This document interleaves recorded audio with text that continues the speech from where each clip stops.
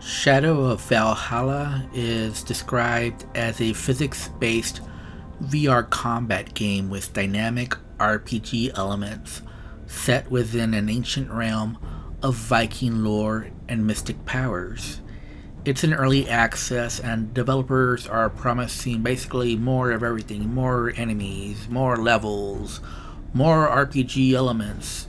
Is Shadow of Valhalla VR worth getting? It's currently positively rated on the Steam store.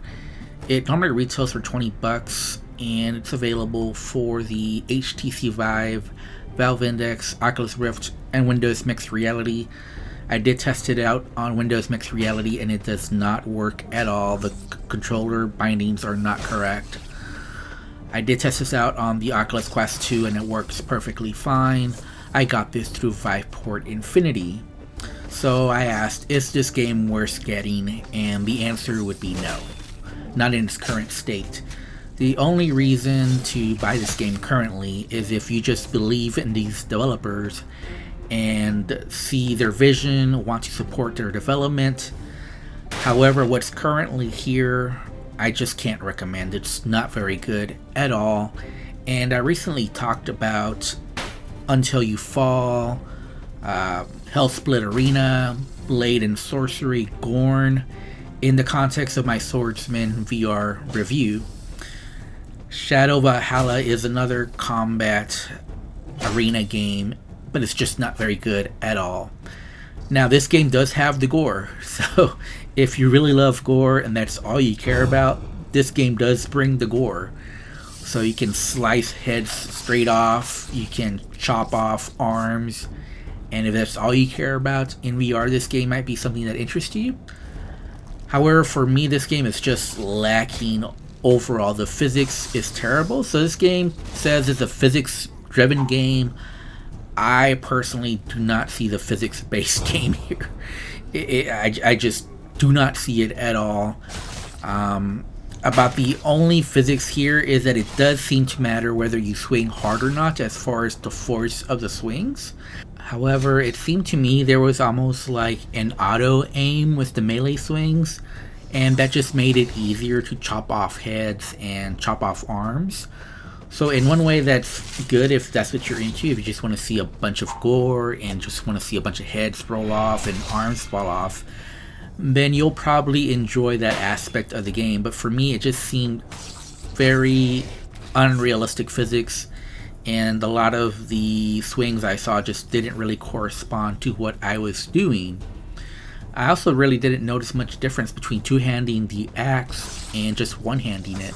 I do appreciate that you can two-hand it, but honestly the only reason I chose to two-hand it just because my offhand had really nothing to do, because in this game using shields or even trying to block at all I found to be pretty worthless and just inconsistent and not worth the hassle. And really you want to keep your offhand free at times so that you can use your magical abilities. So you do need that offhand in order to use the runes. And you have like a fire spell, you have a lightning spell, along with a healing spell and a trap spell. And those are pretty handy, but you can't use it if you're using your offhand for like a shield or for another weapon. So for that reason, I pretty much just stuck with the axe versus the sword and board. And the enemy AI here is pretty bad. Now, the spiders do behave differently, but the other enemies pretty much act the same way except for the boss fights. And this big spider here is one of the boss fights.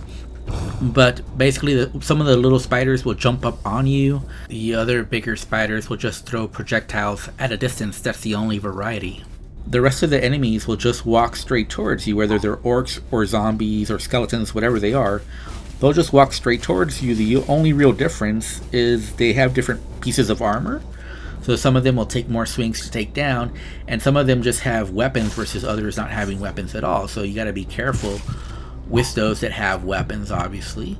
And it's just a matter of being overrun, you know, because this is a wave shooter based melee combat game, and with the waves they just have more and more enemies. So Really, it just becomes a matter of running around in a circle, avoiding the enemies while trying to take swings when there's opportunities available. So usually after they attack, then you see an opportunity to swing, and you just try to take them down in as few swings as possible. And that's where you want to, chop off their heads or chop off their limbs, or use one of the magical abilities available. You have fire, you have lightning bolts, you have the trap, and you also have the healing ability. Now you do have full locomotion and snap turning. However, I found the full locomotion to be a little too slow, and also the snap turning was pretty slow. I did end up using teleportation at times just to travel faster, but it just wasn't a good system. It's just way too slow. Now this game is running on the Unity engine, and on my 1060 GTX I was getting about 70 frames per second about, and there were some more settings I could have messed with, but they weren't the amount of graphical settings that I usually like in a game. Again, there's only one environment, and it's just a matter of more and more enemies coming after each wave. You even see some of the boss repeat themselves, and you'll see them later in a wave just as part of a normal mob versus just being a one-on-one boss fight.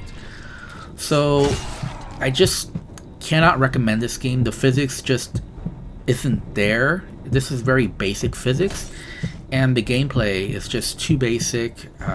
If this was 2017, this is a game I might have recommended back then, but right now in 2020 there's just much better action arena combat games, and even back then there was a better game. Gorn is definitely still better than this game. So yeah, it's just not very good, and I don't see the roadmap of the developers fixing the core problems this game has, so I cannot recommend it. If I have to rate it, I would give it a 4 out of 10. This isn't the worst arena combat game I played, but it's definitely below average, and I just can't recommend it. I'm surprised by the positive ratings on Steam. Anyways, I'm Fast Lawyer. If you like my review, don't forget to like, comment, and subscribe. And as always, have a wonderful day. Goodbye.